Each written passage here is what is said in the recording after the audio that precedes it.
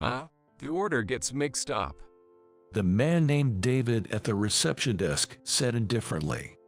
I had been waiting at the bank with a ticket, but no matter how long I waited, my turn didn't come for over 30 minutes. I know the order seems to be mixed up, but I've been waiting quite a while. I told him. Naturally, anyone would come to inquire if people who arrived after them were being called first. However, David just sighed heavily and bluttered, "Yeah." It varies based on the type of transaction. He was blunt. Without even trying to make eye contact, David ignored me and cheerfully walked over to a very wealthy-looking woman, greeting her with welcome. Though stunned, I decided to wait a bit longer. But after another 30 minutes without being called, I decided to go back to the reception. That's when I came across David chatting with his colleague. This is bad, David. If we don't call him soon, it'll turn into a complaint. It's fine. Let the poor wait. No one listens to a poor man's complaints. That must be about me. I was absolutely dumbfounded by his words. However, something is about to happen that will leave David at a loss for words. Why did David turn pale? My name is James. I am a banker. Even after several decades since joining as a fresh graduate, I'm still working tirelessly every day at this bank. I don't like to brag, but I am diligent and hardworking. I've always kept top performance over the years. It's the result of my efforts to be an example for newcomers and younger colleagues. I take good care of the newly joined colleagues and am always there to help them with their problems. It's taboo to act superior just because you can do your job well. I've seen colleagues who became isolated because they weren't respected. A respected colleague once taught me, Listen, a top-notch banker shouldn't act superior. You have to care about your colleagues and subordinates as much as your customers. thanks to his advice, I was beloved by my subordinates and earned their trust. Of course, I always strive to provide polite and kind service to our customers. Sometimes, I see arrogant bankers and it really bothers me. I almost feel like lecturing them.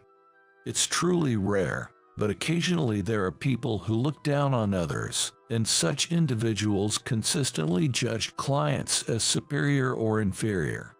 I've always made it a point to tell my subordinates not to do that until I'm blue in the face.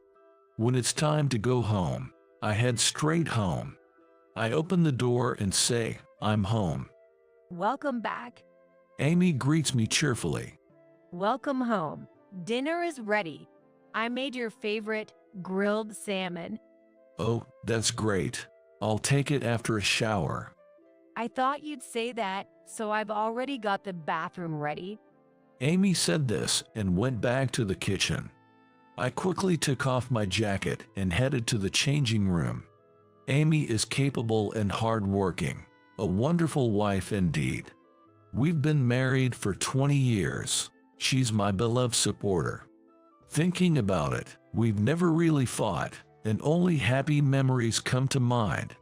We have a great relationship, and I've been spent a life blessed with both personal and professional abundance. The next day, after enjoying Amy's delicious grilled salmon, it was a rare day off, which we decided to spend at the sauna, a shared hobby with Amy. I thoroughly enjoyed the sauna, but then I remembered something I had to do. I fought for a while and decided to go to the bank near my house after coming back from the sauna. It's a subsidiary of our bank. I messaged the branch manager from the break room that I would stop by later. After enjoying the sauna, Amy and I got ready to leave the spa. Amy seemed very pleased, in a very good mood. I mentioned to her I'd like to stop by our subsidiary bank on the way home. She willingly agreed. Are you sure it's okay to be so casual, though? Huh? Her comment made me blink. Then, realizing we were wearing tracksuits, I exclaimed, "Oh." Indeed, it was quite a casual outfit. I hesitated for a moment but then decided it was fine since it was during private time, and so I fought. We arrived at the subsidiary bank and stepped inside. It seemed to be a very busy day, as the lobby was crowded with people. Despite having contacted the branch manager a few hours ago, it seemed he hadn't noticed me entering due to the busyness. I could have gone to the reception and asked for the branch manager, but seeing everyone busy made me hesitate. I thought maybe it was okay to just wait in line like any other customer, since we had time. I shared this thought with Amy. "That's fine," she quickly agreed. We took a seat on an available bench. Though it was crowded, I estimated it might take about 30 minutes. The reception was working efficiently, and the flow of people was fast. It might not take too long after all. Then a bright welcome greeted us. Turning around, a young female employee stood smiling. If you'd like, I can assist you. "No, that's okay. I've got a ticket already. Just waiting now," I told her. The employee furrowed her brow with an apologetic expression and said, "I'm very sorry for the inconvenience.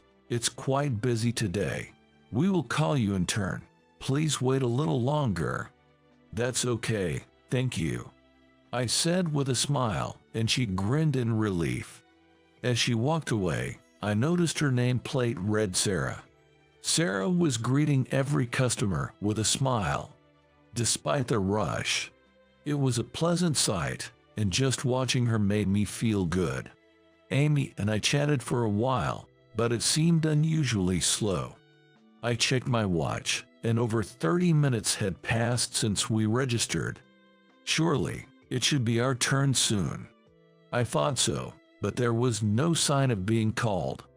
At that moment, I noticed something. People who had arrived after us were being called ahead. Why could that be? Perhaps it was a mistake due to the busyness. I thought it was unlikely to be a mistake since the tickets were distributed by a machine. Amy frowned and said to me, "Something seems off, doesn't it?" While she was saying this, someone who arrived after us was called again. This is definitely wrong. I decided to go check at the counter. "Excuse me." I approached the counter and explained the situation. The man who dealt with me, probably in his mid-30s, had a nameplate that read David. David responded to my complaint with a look of annoyance and said indifferently, The order can get mixed up." "You say the order can get mixed up, but it seems like we have been waiting quite a long time. I understand that these things happen, but isn't this an excessive wait?" Then David sighed heavily and said bluntly, "It varies depending on the type of procedure." He wouldn't even make eye contact. His attitude was questionable.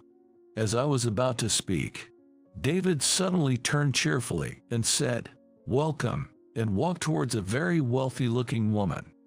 I was stunned but decided to wait a little longer. I returned to Amy, and after several more minutes, my number still hadn't been called. Despite waiting, there was no call.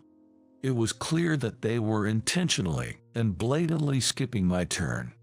But why? I don't quite understand why I'm being skipped in line.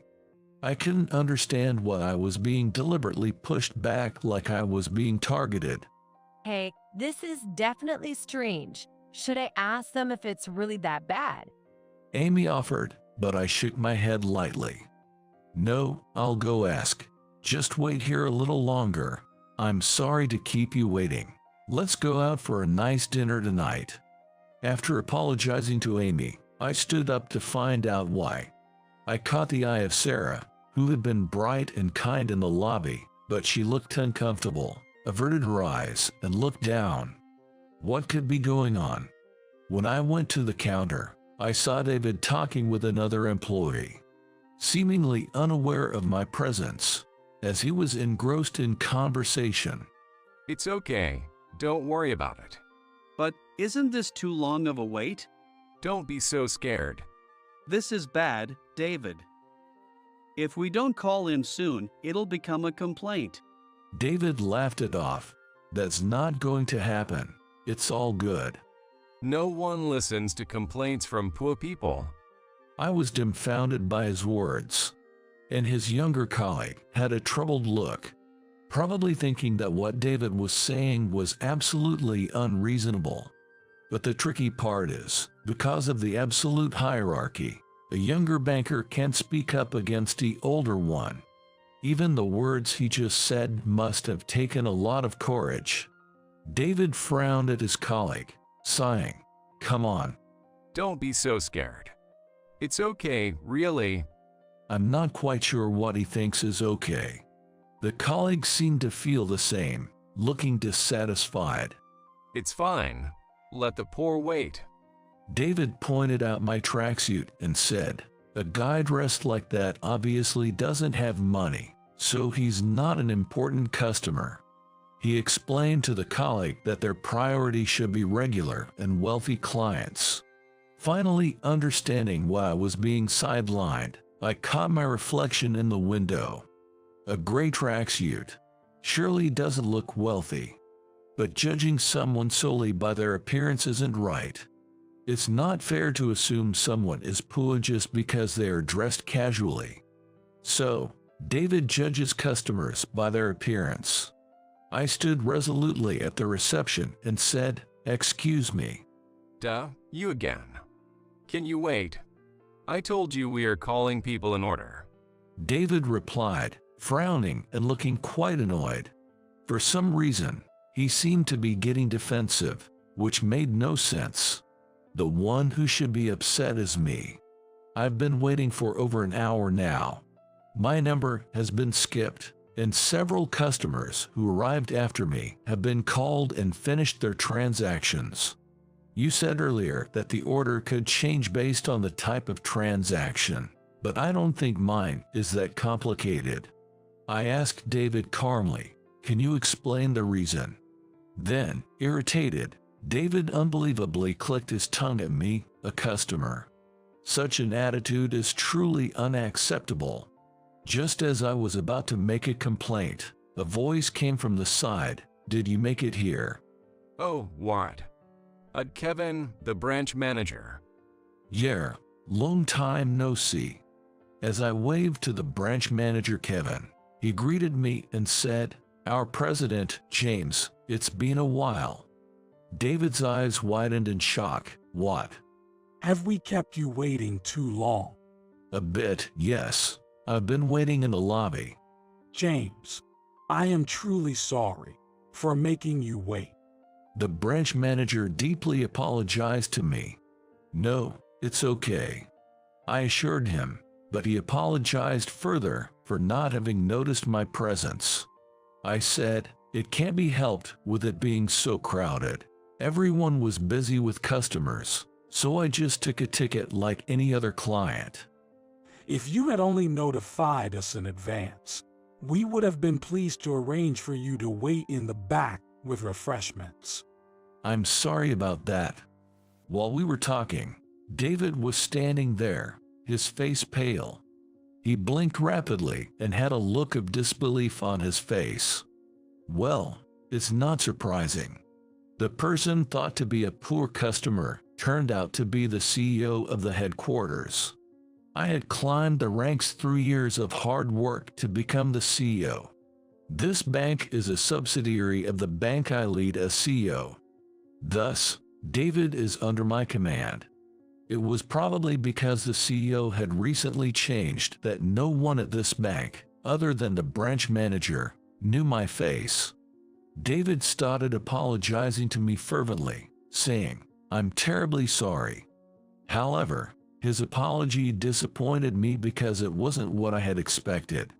He kept apologizing for not recognizing me as the new CEO, which was not the point. Even though I was taken aback, I prompted David to lift his head and explained, "That's not the point. David, that's not what I want you to apologize for. You assumed I was poor because I was dressed casually in a tracksuit. It's your attitude of judging customers by their appearance that I find upsetting. Judging customers by their appearance is absolutely unacceptable. I told him that I expect kindness and politeness toward everyone. David listened to my words silently, his face turning red and teary-eyed. His attitude looked humble and deeply reflective.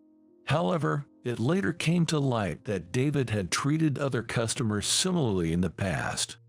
Although expected, it turned out that this behavior was habitual for him.